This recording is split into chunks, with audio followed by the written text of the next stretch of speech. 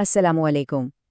کبھی سوچا ہے کہ یہ جو لفظ ہے ادب، اس میں کتنی گہرائی چھپی ہے؟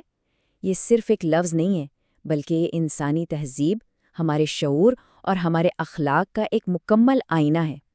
یہ وہ چیز ہے جو ہماری شخصیت، ہمارے معاشرے اور ہماری روحانیت کی جڑوں تک جاتی ہے۔ تو آئیے اس اہم موضوع کو کھولتے ہیں اور اس کی اصل روح کو سمجھنے کی کوشش کرتے ہیں۔ اور اس سفر کا آغاز اس خوبصورت بات سے کرتے ہیں، ادب وہ خوشبو ہے جو انسان کے کردار سے پھوٹتی ہے۔ ذرا اس پر غور تو کریں۔ یہ صرف کوئی شاعرانہ بات نہیں، بلکہ ایک بہت گہری حقیقت ہے۔ ادب کوئی دکھاوے کی چیز نہیں ہے، بلکہ یہ انسان کے اندر کا وہ عکس ہے، وہ مہک ہے جو اس کے ہر کام اور ہر لفظ سے خود بخود ظاہر ہو جاتی ہے۔ اچھا، تو آئیے دیکھتے ہیں کہ یہ لفظ آیا کہاں سے۔ ادب کا لفظ جو ہے یہ عربی زبان سے نکلا ہے اور اس کے معنی حیران کن حد تک وسیع ہیں۔ اس میں تہذیب، شائستگی، اچھا سلوک اور وقار یہ سب کچھ شامل ہے۔ مطلب یہ صرف اچھے طور طریقے سیکھنا نہیں، بلکہ ایک مکمل اخلاقی نظام کو اپنانا ہے۔ اور یہ بات پچھلے نقطے کو اور بھی واضح کرتی ہے کہ ادب ایک ایسی کسوٹی ہے، ایک ایسا ٹیسٹ ہے جس پر انسان کے اندر کی سچائی پرکھی جاتی ہے۔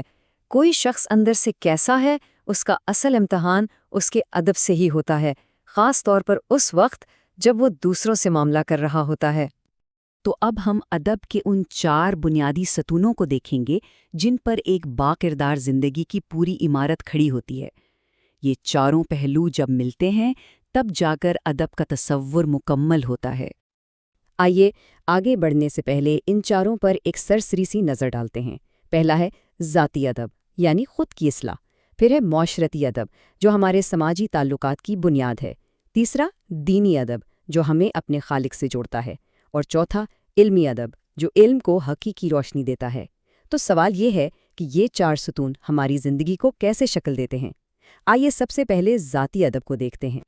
تو ہماری شروعات ہوتی ہے ذاتی ادب سے، جس کا تعلق انسان کی اپنی ذات سے ہے۔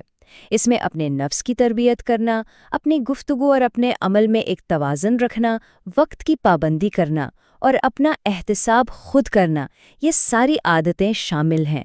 یہی وہ ادب ہے جو انسان کو اندر سے مضبوط اور باوقار بناتا ہے۔ پھر آتا ہے معاشرتی ادب، جو ایک مہذب سماج کی روح ہے۔ اس میں والدین اور اساتذہ کا احترام، بڑوں کی عزت اور چھوٹوں سے شفقت، اور پڑوسیوں سمیت پورے معاشرے کے حقوق کا خیال رکھنا شامل ہے۔ اس کے بغیر ایک صحت مند اور مضبوط معاشرے کا تصور بھی نہیں کیا جا سکتا۔ تیسری قسم ہے دینی ادب، جو انسان کے اپنے خالق کے ساتھ تعلق کا نام ہے۔ اللہ تعالیٰ کی حضور عاجزی، نبی اکرم صلی اللہ علیہ وآلہ وسلم کی سچی محبت، اطاعت اور تعظیم، قرآن مجید کا احترام اور اپنی عبادات میں خلوص اور لگن، یہ سب دینی ادب کا حصہ ہیں جو ہمارے ایمان کو جلا بخشتے ہیں۔ اور چوتھی اور آخری جہت ہے علمی و فکری ادب۔ یاد رکھیے، علم حاصل کرنا ایک بات ہے، لیکن اسے ادب کے ساتھ حاصل کرنا بالکل دوسری۔ اس میں اساتذہ اور علم کا احترام کرنا، اگر کسی سے اختلاف رائے ہو تو شائستگی سے کرنا، اور اپنی زبان اور قلم کی ذمہ داری کو سمجھنا، یہ سب شامل ہے۔ اب ذرا اس بات کی گہرائی دیکھیے، علم ادب کے بغیر چراغ تو ہے مگر روشنی نہیں دیتا۔ واہ، کیا شاندار بات ہے! یہ اس حقیقت کو بالکل واضح کر دیتی ہے کہ علم کی اصل طاقت اور فائدہ ادب کے ساتھ ہی ہے۔ ادب کے بغیر علم تکبر تو پیدا کر سکتا ہے، مگر حکمت اور روشنی ہرگز نہیں۔ تو اب سوال یہ پیدا ہوتا ہے کہ آخر ادب ہماری انفرادی اور اجتماعی زندگی کے لیے اتنا ضروری کیوں ہے؟ آئیے دیکھتے ہیں کہ ادب کی اہمیت کتنی زیادہ ہے اور یہ ہماری کامیابی کے لیے کیوں لازمی ہے۔ ادب کے اثرات واقعی بہت گہرے ہوتے ہیں۔ یہ ہماری شخصیت کی تکمیل کرتا ہے، معاشرے میں استحکام اور برداشت کو فروغ دیتا ہے، علم کو نفع بخش اور بابرکت بناتا ہے، اور بالآخر دنیا اور آخرت دونوں جہانوں کی کامیابی کی سیڑھی بنتا ہے۔ سچ تو یہ ہے کہ ایک با ادب انسان کی قدر ہر جگہ ہوتی ہے۔ اب اس موضوع کو آج کے دور کے آئینے میں دیکھتے ہیں۔ ادب کا جو معیار ہونا چاہیے اور آج حقیقت میں جو کچھ ہو رہا ہے، اس میں ایک بہت واضح اور تشویشناک فرق نظر آتا ہے۔ یہ جو تضاد ہے، وہ یہاں بہت خوبی سے ظاہر ہوتا ہے۔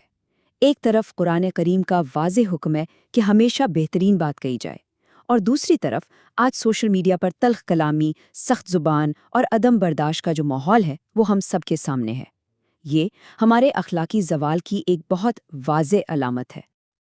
ادب کا سب سے بہترین اور ابدی نمونہ وہ رحمت عالم نبی کریم صلی اللہ علیہ وسلم کی حیات طیبہ ہے۔ آپ کی نرم گفتاری، درگزر کرنے کا رویہ اور اعلیٰ اخلاق ادب کی وہ بلند ترین مثال ہیں جس کی پیروی میں ہی انسانیت کی اصل بھلائی ہے۔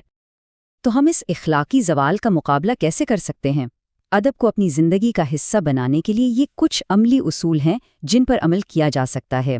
ہمیشہ نرمی اور تہذیب سے بات کریں، دوسروں کو توجہ سے سنیں، اختلاف بھی کریں تو شائستگی کے ساتھ، اپنی زبان اور قلم پر قابو رکھیں اور عاجزی، صبر اور شکر کو اپنی عادت بنا لیں۔